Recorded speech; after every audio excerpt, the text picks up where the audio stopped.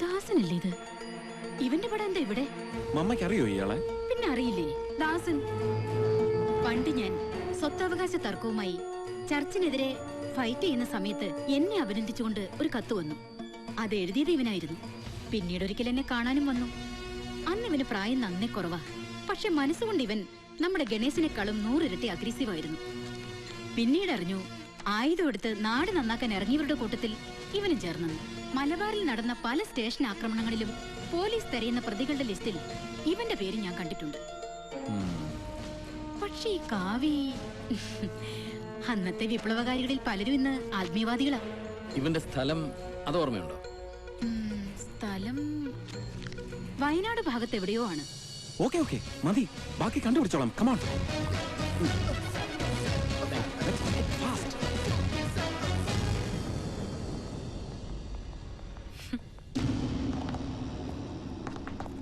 എന്റെ പൊന്നു സാറുമാരെ, അവനെ കുറിച്ച് ഒരു വിവരം എനിക്കറിയില്ല.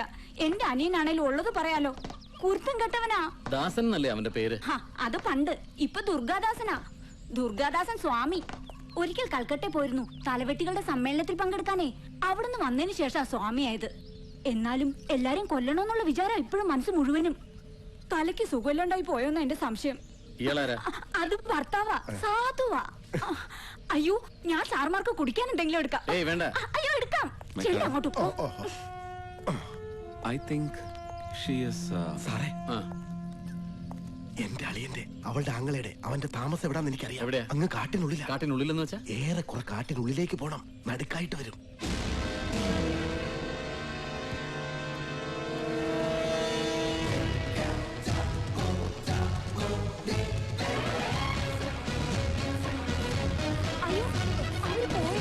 പോയി.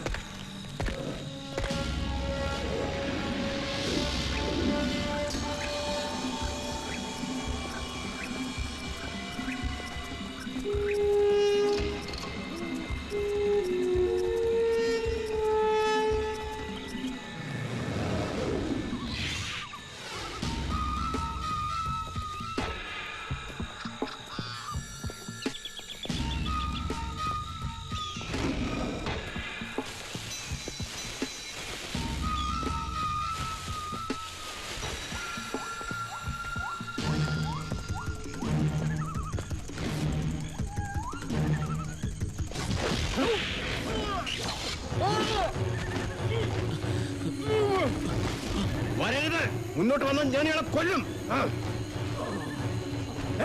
Hey, no. You be here. I'll handle this.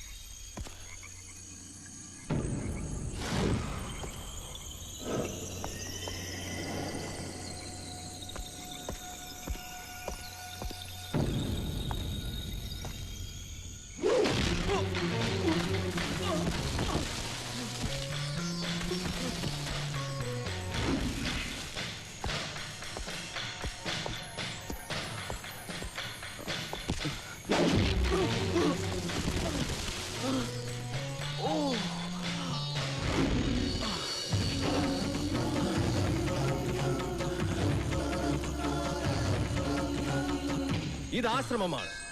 എന്റെ അനുവാദമില്ലാതെ ഒരുത്തനും ഇവിടെ കയറരുത്. കേറിയാൽ ശിക്ഷ മരണം. അതാണ് ദുർഗയുടെ കൽപ്പന.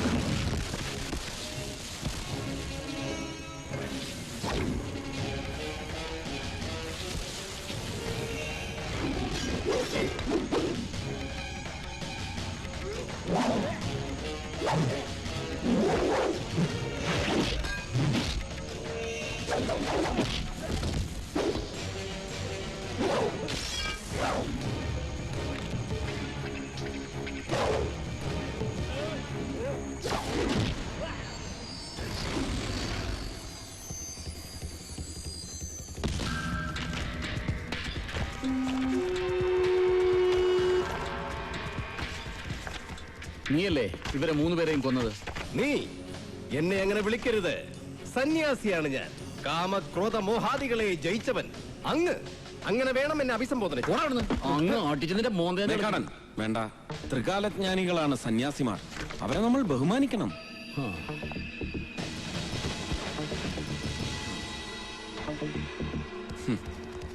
അങ്ങ് തന്നെയല്ലേ ഈ കൊലപാതകങ്ങൾ നടത്തിയത്? അതെ, ഞാനാണ്. ദുർഗ എന്നോട് കൽപ്പിച്ചു, ഞാൻ അനുസരിച്ചു. കലിയുഗത്തിനുള്ളിലെ അന്തർയുഗം.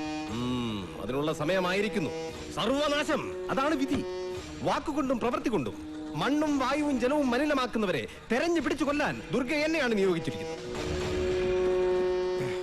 ഓഫീസർ, നിങ്ങൾ പറഞ്ഞില്ലേ 3 പേർ? കൃഷ്ണൻ നമ്പ്യാരും സുലൈമാൻ സാഹിബും ദാമോദരൻ കർത്തയും.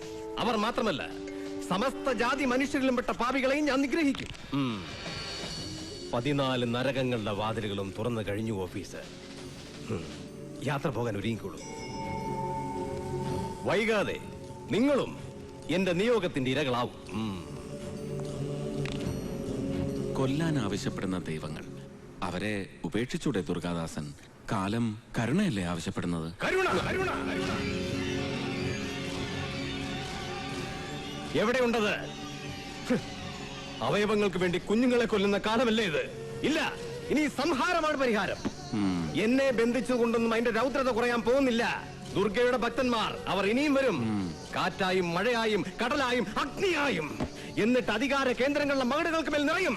തകരുമെല്ലാം തകർക്കും. മേക്കാടാ, അറസ്റ്റ് രേഖപ്പെടുത്തിയേക്ക് ഇന്ന് തന്നെ. ശരി. വല്ല സൈക്കാട്രിസ്റ്റിനോ മറ്റോ വിളിച്ചൊന്ന് പരിശോധിപ്പിക്കണോ? എന്തിന്? തീവ്ര വിപ്ലവത്തിൽ നിന്ന് തീവ്ര ഭക്തിയിലേക്ക്. ഉള്ളിൽ കലാപം സൂക്ഷിക്കുന്നവന്റെ വഴികൾ എന്നും ഇത് തന്നെയാണ് മേക്കാടൻ. ഒന്നുകിൽ സന്യാസം, അല്ലെങ്കിൽ വിപ്ലവം. അതിനിടയിൽ അപൂർവം ചിലർക്ക് ഇതുപോലെയുള്ള വിഭ്രമങ്ങൾ. ഡോക്ടറും മരുന്നൊന്നുമല്ല, വിശ്രമം. അതാണിപ്പോ അദ്ദേഹത്തിന് ആവശ്യം. അദ്ദേഹം വിശ്രമിക്കട്ടെ, മനസ്സ് ശാന്തമാകുന്നത് വരെ.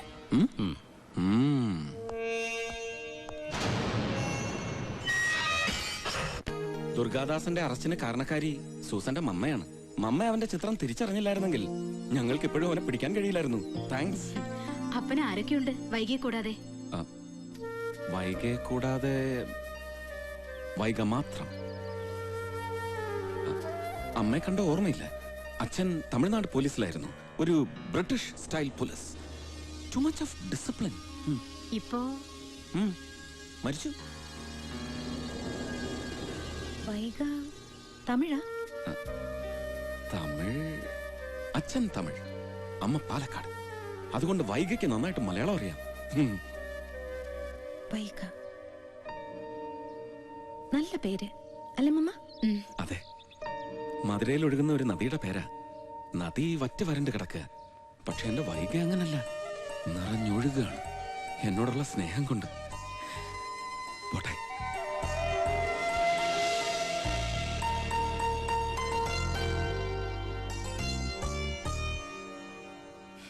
പുഴകളും നദികളും ദിനംപ്രതി വറ്റി വരണ്ടുകൊണ്ടിരിക്കുന്ന നമ്മുടെ നാട്ടിൽ ഭൂഗർഭ ജലം വരെ ഊറ്റി ജലചൂഷണം നടത്തുന്ന ഈ കോള കമ്പനി അടച്ചുപൂട്ടേണ്ട സമയം അതിക്രമിച്ചിരിക്കുന്നു.